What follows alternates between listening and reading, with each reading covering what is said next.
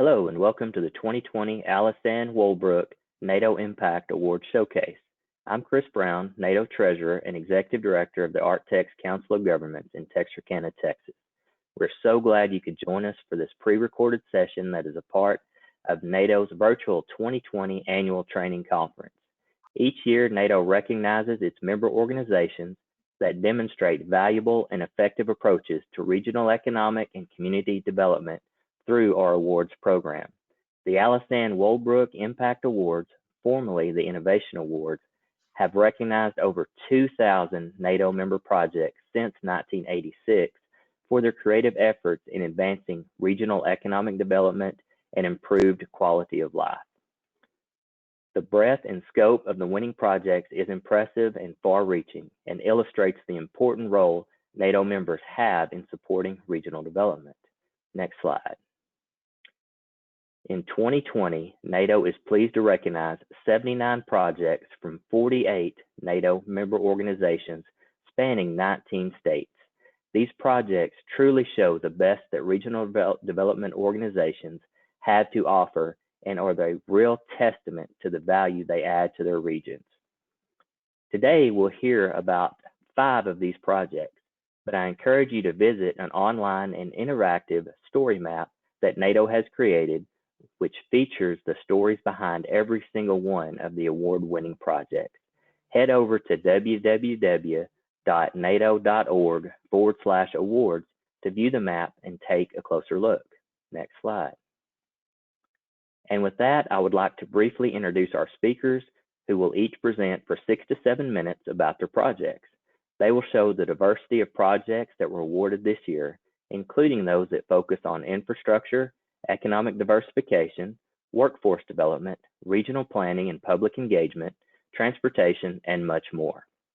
Our speakers are Kelly Davila, Director of Regional Services and Economic Development at the South Plains Association of Governments in Lubbock, Texas; Evan Williams, Executive Director of the Northwest New Mexico Council of Governments in Gallup, New Mexico; Sheridan Garman-Neeman, Executive Director of the Kaysinger Basin Regional Planning Commission in Clinton, Missouri; Daniel Brock, Regional Strategist at the Berkeley, Charleston, Dorchester Council of Governments in North Charleston, South Carolina; and Stephanie Glenn, Workforce Development Director at the Three Rivers Regional Commission in Griffin, Georgia. Let's go to the first presentation. Now I'll turn it over to Kelly Davila, who will discuss infrastructure improvements in Lamb County, Texas. Hi, thank you, Chris. My name is Kelly Davila. I'm the Director of Regional Services and Economic Development for the South Plains Association of Governments. We serve 15 counties and are located in Lubbock, Texas. On the surface, we have simply an infrastructure project that was a collaboration of local, state, regional, and federal partners. But I think it's really a story of how public-private partnerships, collaboration, and sometimes really simple solutions can be the key to resiliency, especially in some of our rural communities. This is one of those projects that had a lot of moving pieces, and it was important that we were able to weave all those pieces together to make it work. And I think every entity involved really learned a lot from the outcome of the project. As you can see on my first slide, our story kind of began in 2015 in Lamb County, Texas, which is one of our 15 counties. They're a rural West Texas county. Population is less than 8,000 people. And in early 2015, we found out that their largest employer and one of 3 dental mills left in the United States was set to close. Overnight, about 20% of the workforce was laid off for the entire county. This is a rural county. There was not a lot of planning for what would happen if this dental mill closed, and there certainly was a lot of planning for when it was announced. We coordinated immediately. Lamb County reached out to SPAG. We began, our processes as we do with a lot of counties that are hit with some economic hardships. And we began trying to figure out what some solutions might be for Lamb County. We put together a project. Well, let me back up. We initially heard that there was some interest in a milk processing facility coming out to the SPAG region. They were interested in a few different counties, and Lamb County happened to be one that they were interested in. We had an abandoned dental mill and a large piece of property, so we thought it might be a good fit. We are fortunate out here to have a multi-region economic development group called the High Ground of Texas, which really helps our entire region as well as those surrounding us market this part of the state in terms of economic development. They kind of connected us with it was a dairy producer co-op that had kind of an offshoot business in milk processing, and they had some interest. They had operations in Michigan, and they were ready to expand into Texas, where a lot of their dairy farmers were. So we began coordinating, and you can go ahead and go to the next slide. This was our SEDS. Sorry, I should have mentioned that when we started our initial conversations, we obviously went to our SEDS, but I think the best piece, this is kind of for the end, is that this project really spurred on what you see before you, which was our update in 2017, 2018. We realized that while our SEDS was a great tool, it wasn't preparing us correctly for real things that were happening on the ground. So that's our SEDS. I'm sorry, you can go to the next one now. So this is kind of a list of our partnerships that we originally put together. As I mentioned, Lamb County reached out to our organization, SPAG. We knew we were going to need some infrastructure improvements if we were ever going to potentially sell Lamb County as a location for a large manufacturing facility.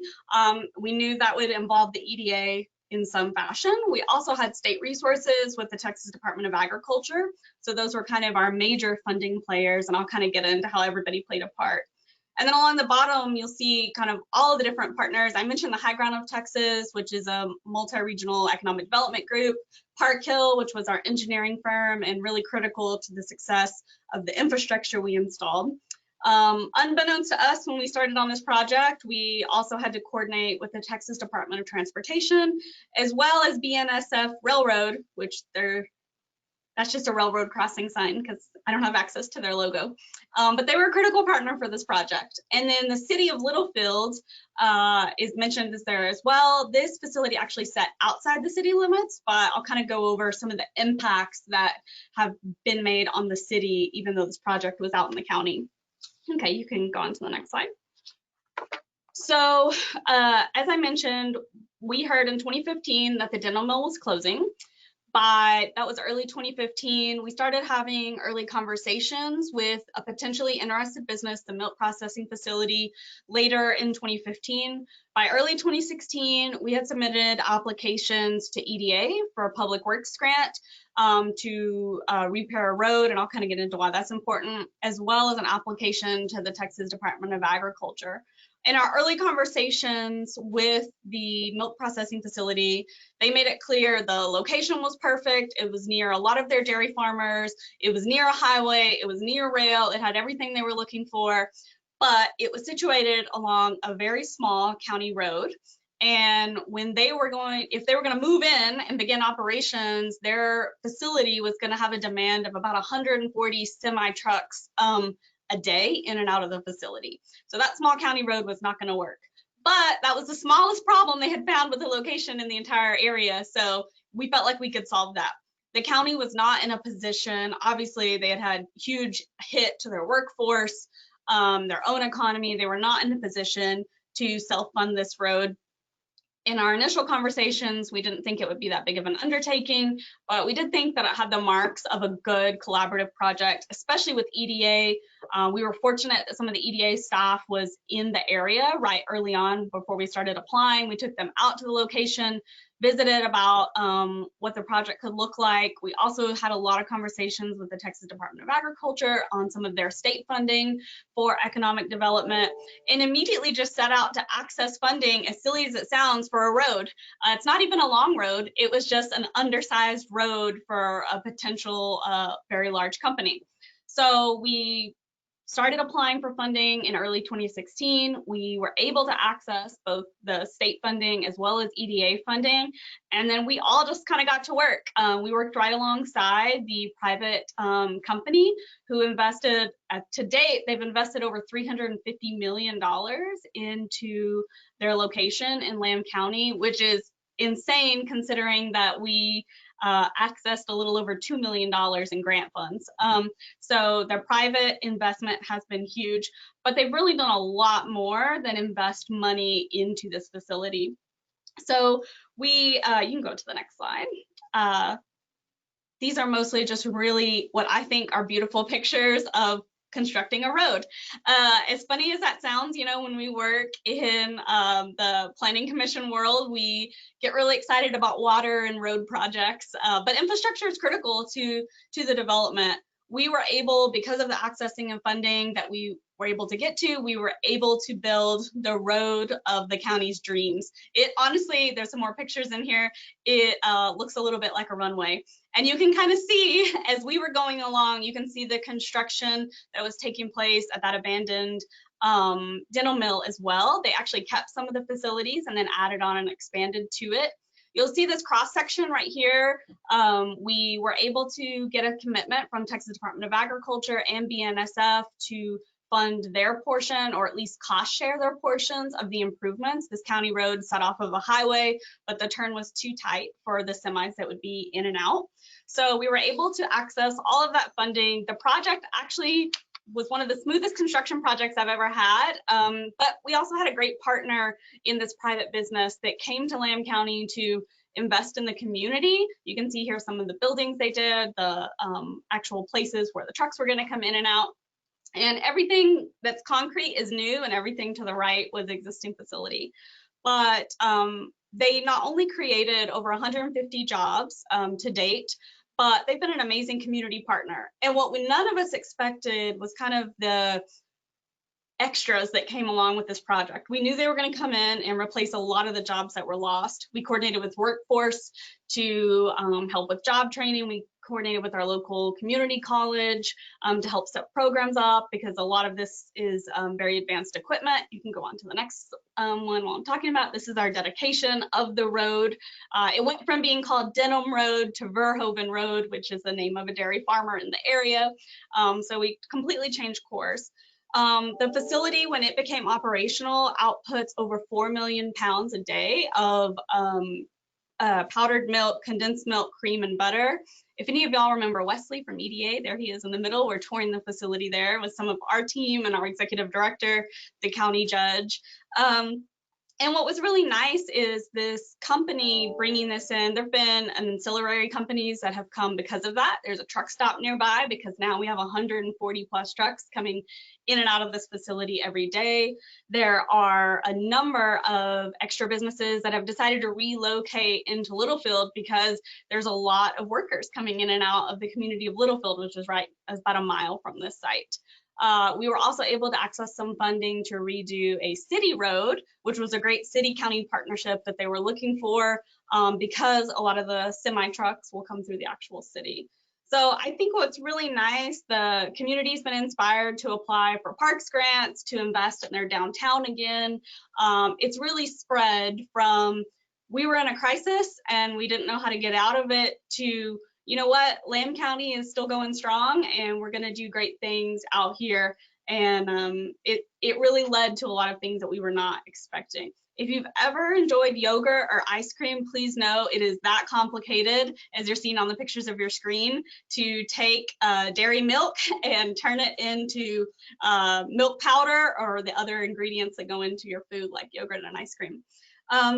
What we're really excited about as well is that what we got out of the program in the end was, not only did our county come back and they've had great results, but we as an organization have completely revitalized our SEDS, and we've been able to help other communities as well. So I just think leveraging state and federal and local resources is not always the right fit, but in this case, it was a great success story, and we're really proud to showcase it. Thanks so much.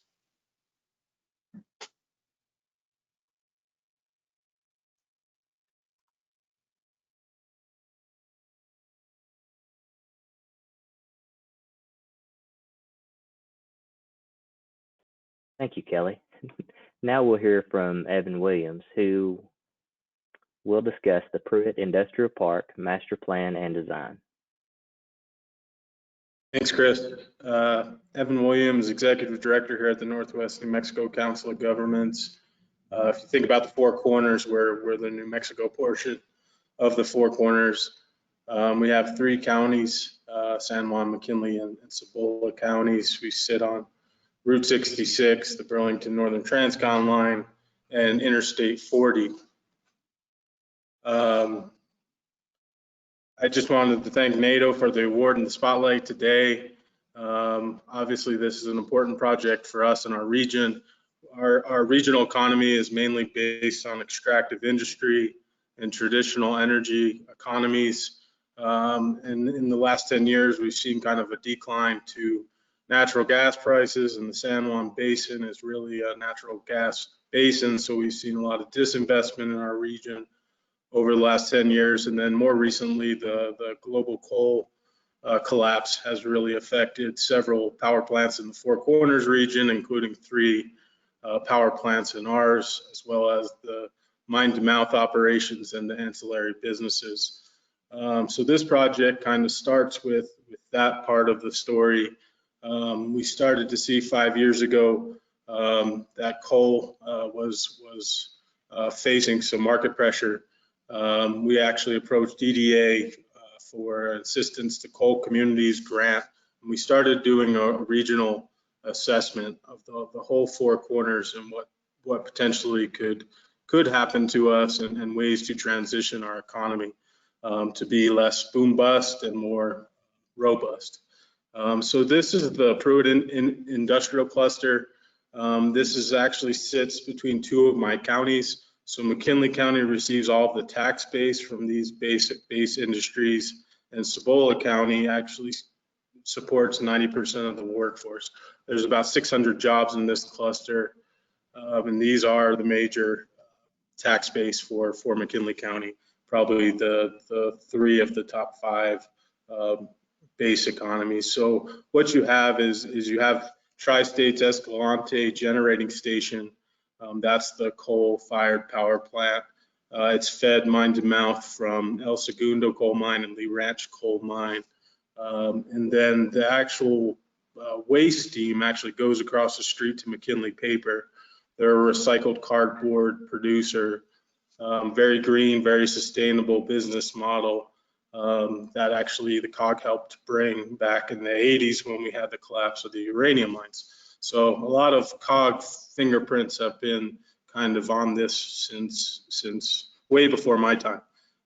Just to give you a little bit, I've got a couple pictures on the next slide of some of these facilities. This is actually from our regional landfill on top of one of our cells, and it shows you Mount Taylor in the background, which is one of our 4 sacred mountains out here. And in the forefront is Escalante Generating Station, and of course across the street is McKinley Paper. You can actually see the coal pile to the left of the screen. The next slide. This is just from the top of Escalante. You can just see the infrastructure that's out there that we didn't want to lose, we didn't want to go away, and we were actually planning on building on a lot of this infrastructure and footprint that was already there. I-40, Interstate 40 is about 5 miles away from here, but has incredible access, 2 exits that actually connect this, and Burlington Northern Transcon actually services this site. So it's got some pretty powerful infrastructure. The next one's just a picture of Escalante power plant itself, which is actually a pretty modern power plant.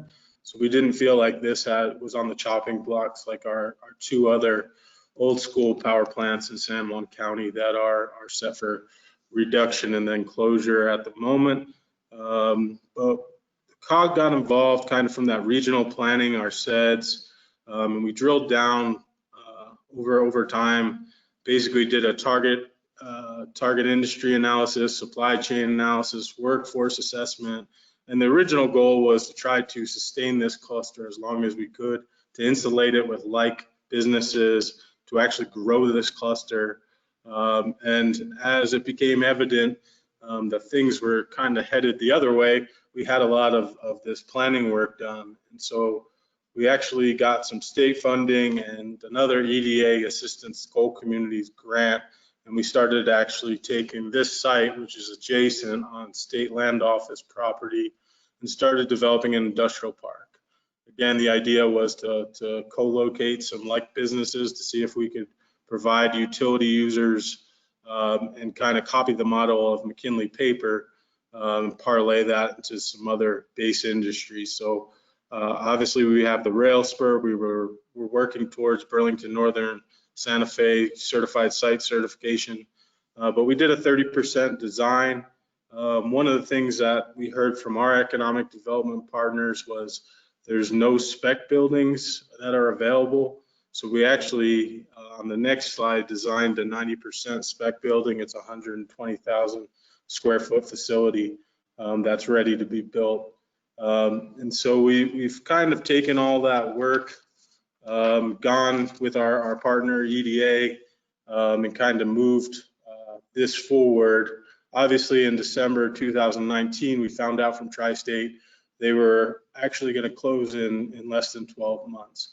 So it was a shock to our region, but because of this planning, the partnership building the COG had done, we did a lot of legislative work in Santa Fe. We actually were working with state agencies under House Memorial to do this planning work. So we were prepared. We knew we had a game plan. We knew what to do. Escalante has burned their last coal as of a month ago, so they will be going towards decommissioning. We actually went to Denver to talk to their board. After the announcement of the closure, they were able to announce a 200 megawatt solar facility that'll be coming onto that property as a replacement power project, which is great news for our region. We also were able to convince their board to put together a fund of about $5 million to help the community basically take this plan into implementation. And they're set to make that investment. They're in the final decision-making process on that. We also were able to go to the state, and with Governor Lujan Grisham, we were able to secure about $9 million of state fund to match that $5 million. We were able to take special legislation to empower a special redevelopment authority, which the first county has taken action on just recently. They were primed to do it earlier, but obviously COVID-19 changed the game. So they actually approved moving that forward now to give special focus for regional authority to help with that decommissioning and hopefully recycling of assets, being able to work with McKinley Paper to make sure that they have backup infrastructure to keep going, because obviously they were dependent on their symbiotic relationship with the power plant. So we've been working hard on that front, and then obviously taking this industrial park and spec building design and basically marketing that and getting it built out. So in kind of the last couple of days or months, we actually were set for an announcement that showed on the screen. McKinley Paper needed a boiler. They needed some other infrastructure to basically support power generation. So the state has, by the time this video publishes, hopefully the state will have announced a $5 million investment in McKinley Paper to basically make those infrastructure improvements and to retain about 100 jobs, add another 10 or 15.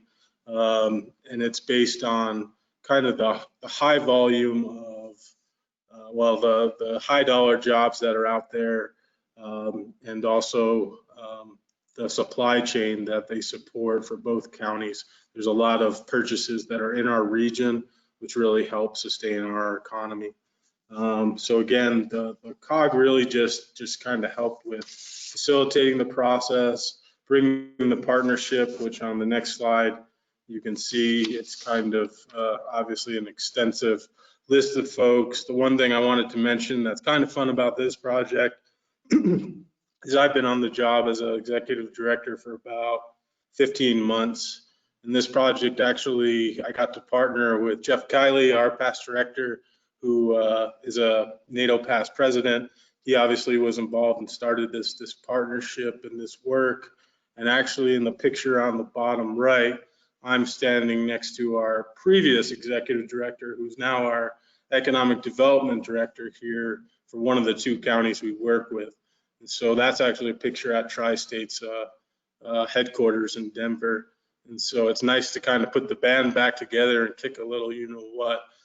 So this has been fun. What we've been saying is our economy kind of went from being on life support to pronounced dead.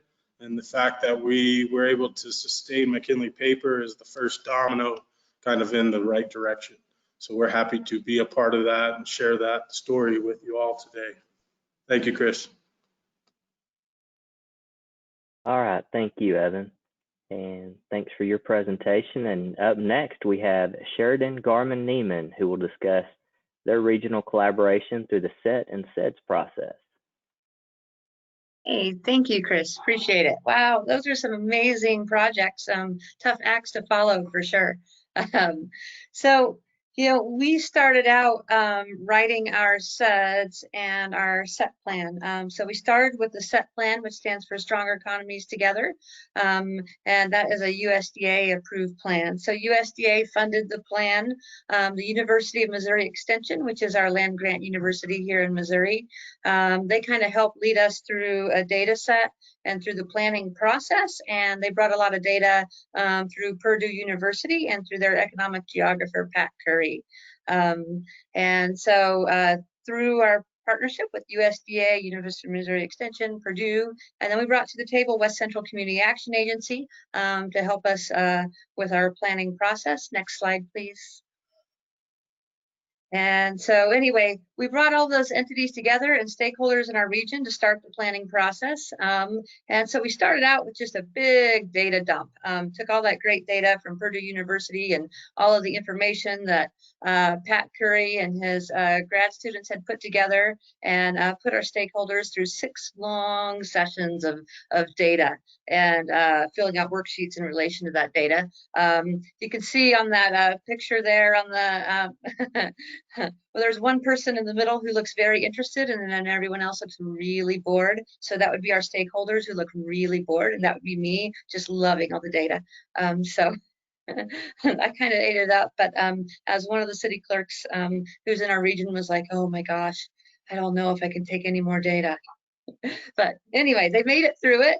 And so together, we were ready to kind of start writing our plan.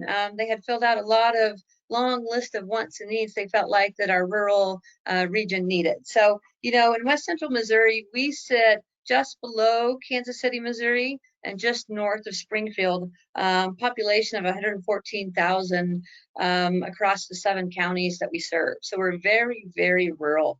And so we knew that we needed to do tourism. We knew that we needed better community and economic development. And we knew that we had to stem this tide of young people that are leaving our communities. But how we were going to tie that together and how we were going to use the data they had given us, well, that was the question. So next slide. But what we did learn is that if we came together, then we'd be more effective at doing that. So this is a picture of Chris Thompson. He's the CEO of West Central Community Action Agency. He presented Kaysinger Basin with an award for partnership. And so here he is talking at our annual dinner and to our board and all of our stakeholders about the power of partnership and how important that is, and how we were able to move forward. Next slide, please. And here we are actually formalizing that relationship. So after we wrote our SET and SEDS plans, we decided to formalize that relationship via an MOU between our organizations.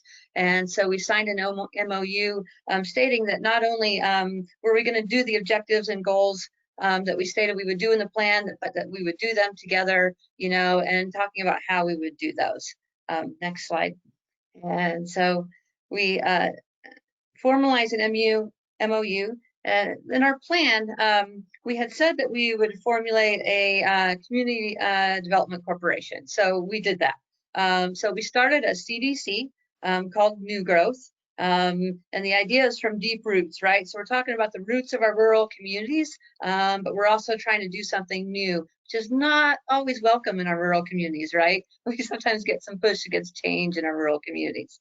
And so we started New Growth. Now, New Growth is really a sister organization to West Central Community Action Agency, but they gave us as stakeholders input all along the way. In fact, the logo, the name, all of that, we all worked together to come up with.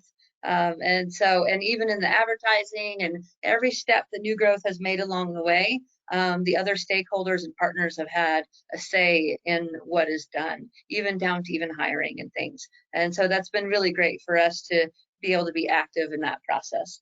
Next slide.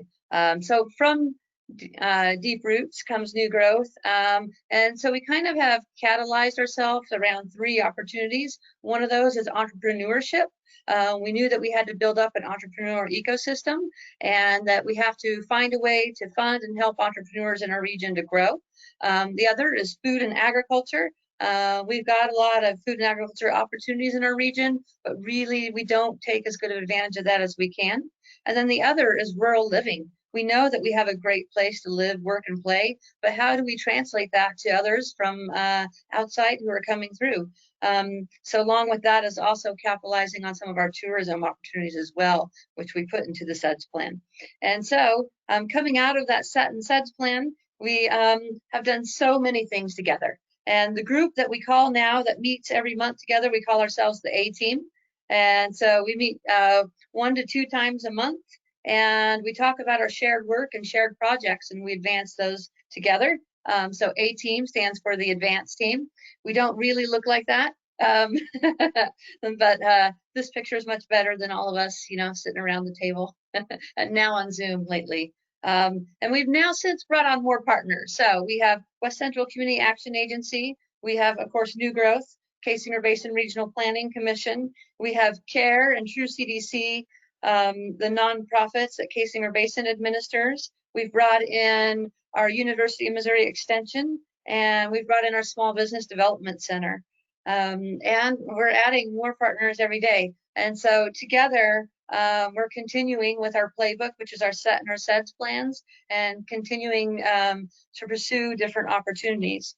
One of the strategies that we utilize is we try to find market opportunities, and then we try to find a way to connect entrepreneurs in our region to those market opportunities. So next slide, please.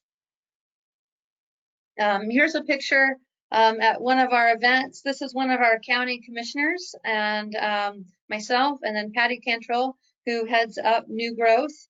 And we are no doubt talking out one of the issues. Bob was not an early supporter of all of this planning. In fact, he's like, why do you guys have to do so much planning? And then why do you do, you know, economic development? And why do you do these things? But through this process and through watching us work together, he's one of our biggest fans now because he started to see some real progress in our communities. And he's recognized that we have to help ourselves in our communities. Next slide. So this is a picture of one of our projects called Launch Stockton. So one of our communities, we kind of started Launch Stockton surrounding entrepreneurship. So Stockton has one of the best sailing lakes ever. They have a great little part-time tourist economy around that sailing lake, but they don't have a great economy past the sailing year, you know, and so we wanted to kind of help those entrepreneurs to learn to grow their business so that they could be more year-round businesses. And one of the gaps that we identified in that community is a lot of the entrepreneurs were not online. If you, at that time, would Google Stockton, it was really hard to find anything. And so we actually had a session where we brought in our Small Business Development Center, and we brought in some others, and we actually helped those businesses. And see, we have a young student here helping a business. We helped them to get their businesses online. We showed them how to get on Google Business. We showed them how to get their listings elsewhere. We showed them what SEO was and how to improve that for their businesses. It was really successful, actually. We had you know, the town of Stockton's less than 2,000 people, and we had over 30 businesses come, and so we felt like that was really successful for that size of town. In the spirit of Launch Stockton, we also started something called Destination Osceola. So Osceola, Missouri, small rural county of less than 10,000 people. It's well known for Osceola cheese, but not much else. And so we really wanted to help position Osceola as a destination for other things. And so we held a series of meetings to help Osceola to find out what the gaps were and to solve for those gaps. And so we actually, they didn't have a great hotel at the time. And so we helped them with a hotel that was starting up. And then we also helped them with some bed and breakfast and other businesses so that they could market those and get more rooms added so there was actually a place to stay, you know, in regard and help out those market opportunities. Next slide. Another project we've done together is the annual Farm to Fork Summit.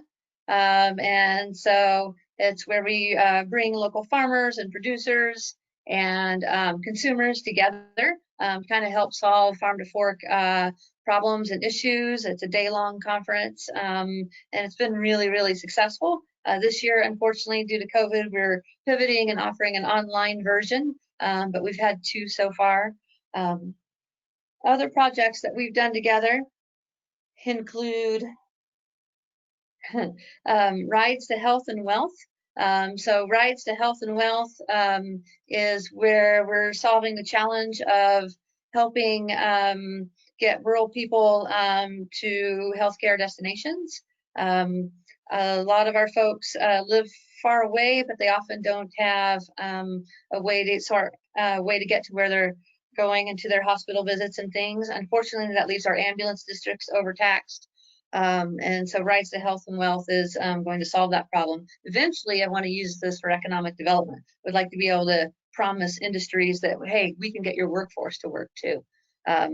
We also have Hometown Revival. So that's a podcast we started to talk about rural living in our region and talk about economic development as well.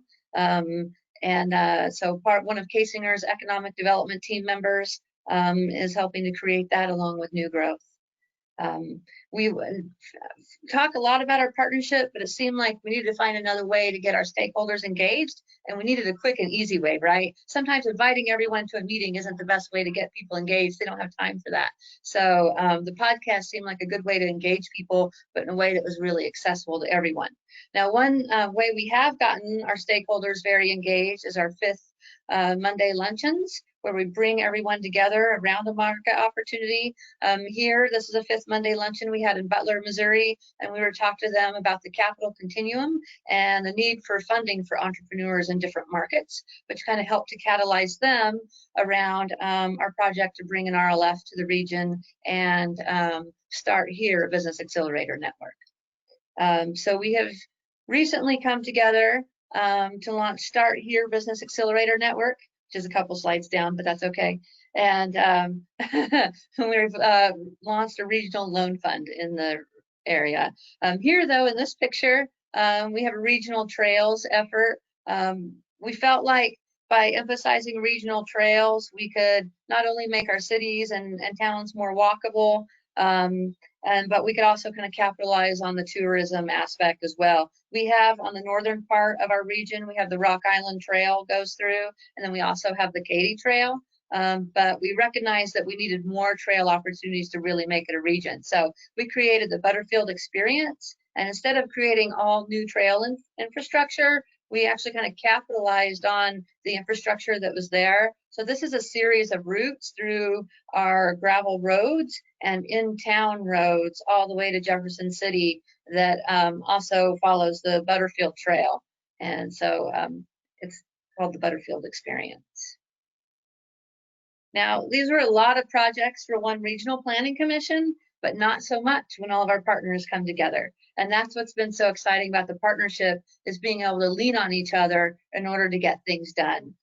For instance, with Start Here Business Acceleration Network, New Growth really kind of leads this project. West Central supports it with capital. Kaysinger Basin has helped contribute to the RLF. But for boots on the ground, Kaysinger Basin's regional economic development team is really what is able to push that RLF to entrepreneurs. One of the biggest challenges with regional loan funds is actually getting that capital out and moving, right? It's getting it on the ground. And so we have a regional economic development team with economic developers in 4 counties. And then myself kind of covers the rest of the counties. And so through that and through our leads, we're able to bring strong leads to New Growth and West Central in order to move those RLF dollars. And so I can't say enough, really, just how important coming together and having this partnership has been in moving Kaysinger forward and moving the region forward. Now we're talking about our next SEDS update, and we're all really excited about what we can do and how we can build on our existing work. All right. Well, Sheridan, thanks for your time and presentation. And up next, we have Daniel Brock, who will discuss the Beach Reach app. Yes, sir. I am Daniel Brock, a regional strategist with the Berkeley, Charleston, Dorchester Council of Governments. Thanks to NADO for hosting us all today, and thank you for this honor on behalf of the BCDCOG. We are headquartered in North Charleston, South Carolina, and serve 30 local governments, including the city of Charleston. And today, as mentioned, I'll be sharing about the BCDCOG Beach Reach app. So Condé Nast Traveler this month named Charleston the best small city in the world for the 10th year in a row, which is pretty good. So you won't be surprised to know that visitors and new residents are flocking here. Fun fact, we just had a new data report come out that New York is our biggest importer of new residents now, and that has changed over the past few months during the COVID pandemic. That does, however, mean a lot of traffic, including to our beach community, and as the slide says, you hate to see it. Next slide, please. So our executive director, Ron Mitchum, had certainly seen enough, and he knew that residents and visitors were heading to the beach only to be mired in traffic. So he had an idea. He said, how about a tool that brought together traffic cameras, surf cams, beach policies, parking info, and more all in one platform, and it made a lot of sense. As Ron likes to say, it's better to know before you go. And with that, the concept of Beach Reach was born. Next slide, please. So fortunately, we had a little bit of a head start. A few years ago, Charleston County, one of our 3 member counties, purchased traffic cameras for 3 of our largest beach municipalities who now manage them independently. Those municipalities and our partners are the City of Folly Beach, City of Isle of Palms, and the town of Sullivan's Island, the county and the town of Mount Pleasant, which is on the land side of 2 of those islands, round out the group that we worked with on this. I was tasked with, among other things, corralling all the camera feeds, which was a real joy and not nearly as straightforward as one might hope.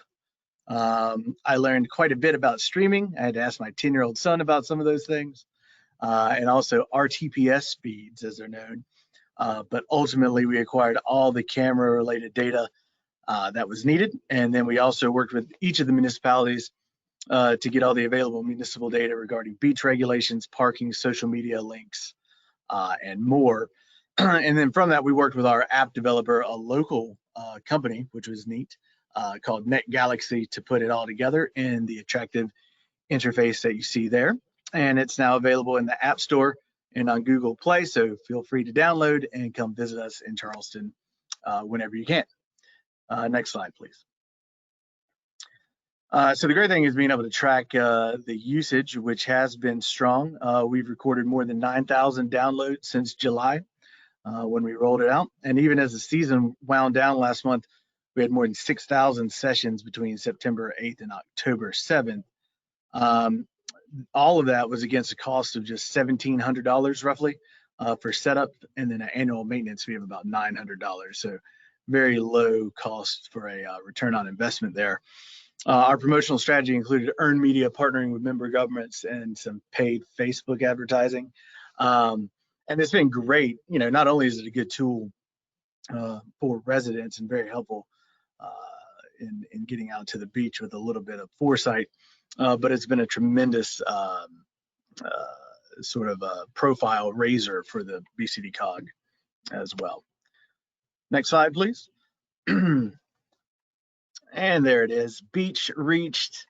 Ultimately, we went on to use technology such as Beach Reach to help eliminate some of the hassle when it comes to traffic congestion and even mitigate congestion. If users can see that maybe it's a little bit too backed up today, they'll choose another destination or another activity, or maybe come back at a little less of a hot time. In the coming months, we're going to be working with the City of Isle of Palms to potentially add their real-time parking data. They're bringing in some new technology. We're going to see if we can't share some of that via our platform. We've also just wrapped up a pilot program for a beach shuttle out to Isle of Palms. It lasted just for about a month. We wanted to see how that worked operationally. So that's actually an important expansion of the regional transit network that kind of goes hand in hand with this as well, providing just an additional connection to our area's beaches.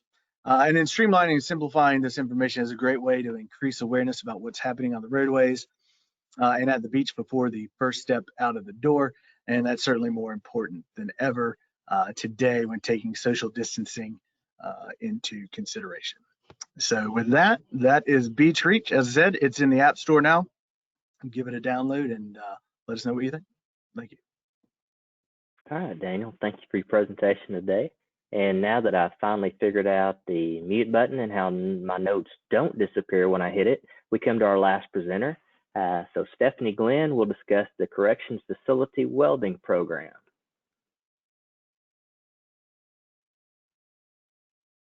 Hey, good afternoon. Thank you, NADO, for this wonderful opportunity. My name is Stephanie Glenn. I am the Workforce Development Director for Three Rivers Regional Commission, which is a lot easier to say than a lot of the names I've been hearing lately. You guys have a mouthful. I am so excited to be presenting about our Correction Facility Welding Training Program, which is a mouthful in itself, because it was an initiative that was something that I had a part in the start with. With this program, we used a WIOA, Workforce Innovation and Opportunity Grant funds, to help make sure this program was paid for. This was an opportunity brought to us by one of our local technical colleges in the region, West Georgia Technical College, and their economic development VP at that time was looking at different ways to kind of serve different populations in the region. Now, if you are familiar somewhat with WIOA, you do understand that we are tasked with serving various populations, especially populations that are harder to serve, which includes individuals with a barrier to employment. So it was kind of like a no-brainer. It was just how are we going to do it and how are we going to make it happen? So at that point in time, that economic development VP was making some rounds and having conversations with prisons in Troup, Carroll, and Coweta counties in our region, and was able to get something locked in. So when we started this program, we made sure that we discussed how these individuals are going to be vetted, how they were going to meet WIOA criteria, and how they were going to successfully complete this program and go into employment. That's the biggest piece for WIOA performance measures. For us in the WIOA world, we have to make sure that a person gains employment, and we also have to make sure that that person gains a credential if they're going to school. So those two pieces have to be met for the performance piece to be successful. So with these inmates, we worked with the counselors in the prisons to kind of see which people were, looking forward to some opportunity outside of just a GED or something else, individuals who seemed motivated, individuals who were also close or nearing release. The program can take up to 9 months to complete. And to date, we've only had about 2 inmates that have actually been released before the program had completed. So that was something we had to deal with, and it wasn't actually a hard issue. Our technical colleges stepped up, and they pretty much said they would offer them the opportunity to complete the program outside at their technical college for free. So that was an awesome incentive for those individuals. Even if you were released, you knew you could come back and complete the training. And again, on the other end, we are there to help you gain employment. So this program has been going since 2015. We have seen over 100 individuals complete this training. And with that training, 77% of those individuals have gained their credential. And of that 77% of those who have been released, 96% of those individuals have gained employment. So that is a biggie for us because we're trying to show that recidivism can be reduced, and we can see that these individuals, once they are released, gain an opportunity to do better. They can gain an opportunity to not have to take an option that leaves them back in a situation that they don't want to be in. So we have worked hard to make sure performance has been met, and it is something that fit right into our SEDS. Now, I don't know if you guys are familiar with Georgia at all, but our local workforce areas have to sit under a local government or under a regional commission. This was something that it was a transition from probably about 2002, 3 on or so. And that transition meant that, you know, we were working to make sure that we fit into what our regional commissions were doing, AKA our SEDS. So with a lot of the workforce programs, you kind of don't see how we fit into SEDS, but we actually do in so many areas. And with this program, we saw that we fit into that SEDS piece with making sure that we were supporting a skilled workforce, and also making sure that we were expressing and showing a training need in our industry, in our region, and filling that training need. So with us, you know, we are looking to the future with this program, and I don't have very many slides.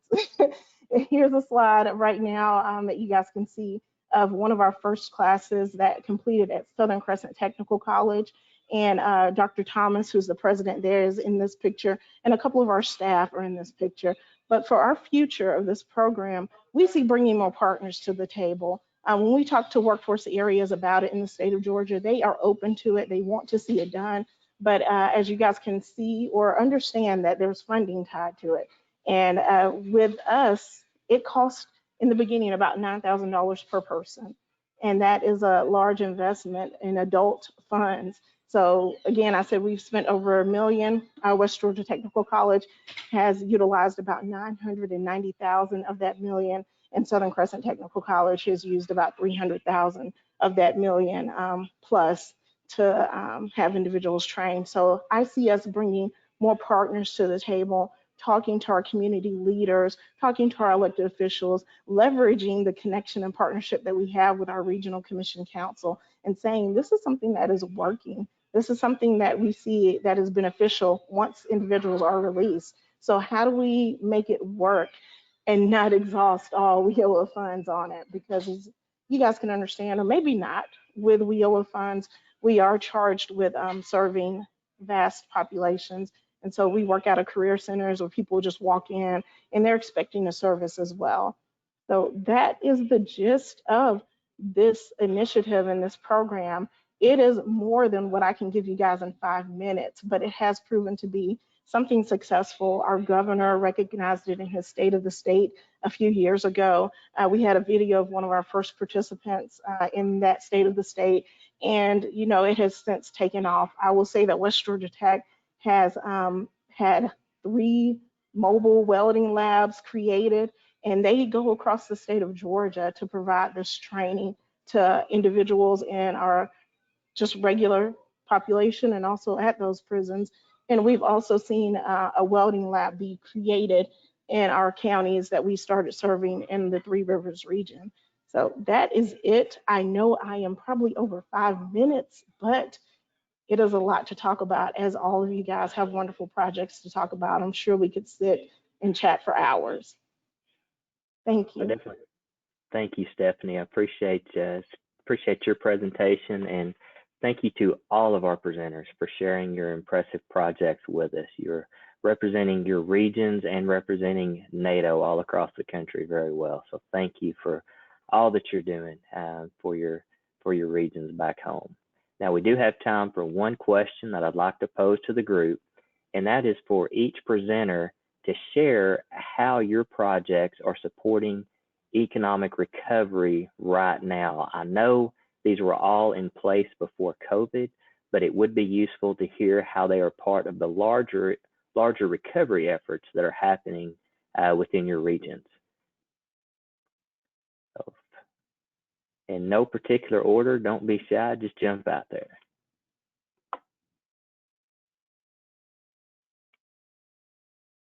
Well, I'll start with our infrastructure. I'm sorry, Sheridan. You should have picked an order, Chris. I would just say actually spoke with our private business and our county judge last week to get some updated photos. And being a food production company that moved into our county, it was a little bit concerned. But what's really nice is they already had so many safety protocols in place for that plant that you saw my photos of for their food safety, that they remained open throughout the entire pandemic. The only issues they've had are in transportation, and most of those are resolved at this point. They've actually launched a new butter line in the middle of the pandemic, and as you can imagine, that's made a huge impact on the county getting through what we've all been going through. So we were very fortunate with the industry that they've been able to manage thus far. All right, well, great. Thank you, Kelly. Now we'll go to Sheridan. Thanks, Chris. So I think that our partnership has allowed us to sort of pivot towards COVID. We've just leaned into what we were doing already. We accelerated the development of our RLF fund, and we stepped up our BRE visits and things like that. But again, having that partnership and others to lean on for COVID has just made us be able to respond much quicker and more effectively. Great, thank you. Anybody want to jump in? I'll jump in. All right. So for us, what we are experiencing is we're getting a lot of feedback from employers just that they're just unable to fill the positions that they have open, and they are still looking for skilled employees. And so, you know, there are a number of people who are not returning back to work for various reasons. And by us serving the special population that we are serving, we are able to help, even though it may be a small amount right now, but it could be big. It could be big. But we are helping to give employers a skilled person to fill those positions that are left vacant. And, you know, I've just heard numerous stories. So hopefully the individuals that we're training are going to employers who have a need right now, who are trying to ramp back up and rebuild the economy and make some things that we probably all need today. That's Stephanie, thanks. And I think, Daniel, you were about to jump in. So clearly, you know, our project's a little bit different than some of these other great efforts that are happening across the country. But, you know, I think it speaks to our larger efforts at traffic and congestion mitigation here in the region. COVID has taken out our lights. But so working overall in our region to mitigate traffic and congestion problems, it's a real issue here. Charleston is a growth sector. And so one of the challenges of success there is really keeping everybody moving, and that fits into the SEDS in this region in terms of traffic mitigation and management and some TDM strategies as well. So we're going to push forward with those and hope that we all come through this pandemic together. All right, thanks. And Evan. Yeah, thanks, Chris. Obviously, our region's been on the news in the past on COVID-19 and some of the impacts regionally, obviously with our tribal communities, and also City of Gallup being one of the only municipalities in the country to have shut down its borders during this pandemic. So this is more than the new normal. It's kind of the double whammy of our regional economy tanking at the same time as this pandemic has hit us. I think specifically with our project, obviously we were diversifying or looking for diversification strategies early on, trying to move from boom bust to robust, and now trying to be more resilient. I think McKinley Paper is a good example because they've had no COVID issues. Obviously, they haven't shut down their 24/7 operation that produces cardboard, which, as many of you know, there's more cardboard showing up at our doors today than ever before. And so having that supply chain in our backyard gives us an opportunity to start building upon that. I also think some of the things that we've put in place, both from the design of the industrial park to the 90% spec building, lend themselves. Obviously, this is an opportunity zone.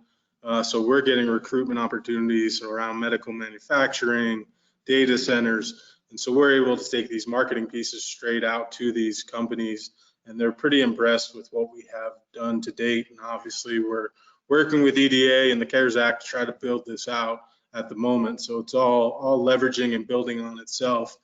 The other thing we did with the spec building is we've actually worked with our engineering firm to try to do a virtual spec building program that allows you to add elements to what you need, certain ceiling heights, different bay doors. And so in real time, you're actually able to go in and modify this 90% spec design for your company's needs. So we're trying to get real time and virtual on everything we're doing to make it easier. So that's what we're up to. Appreciate your time. All right. Well, thank you all very much. Y'all did a great job representing your regions and NADO today. So thank you so much to today's speakers for the excellent presentations.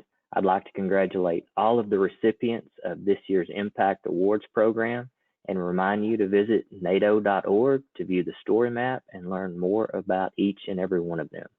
Thank you for joining us for this year's awards showcase.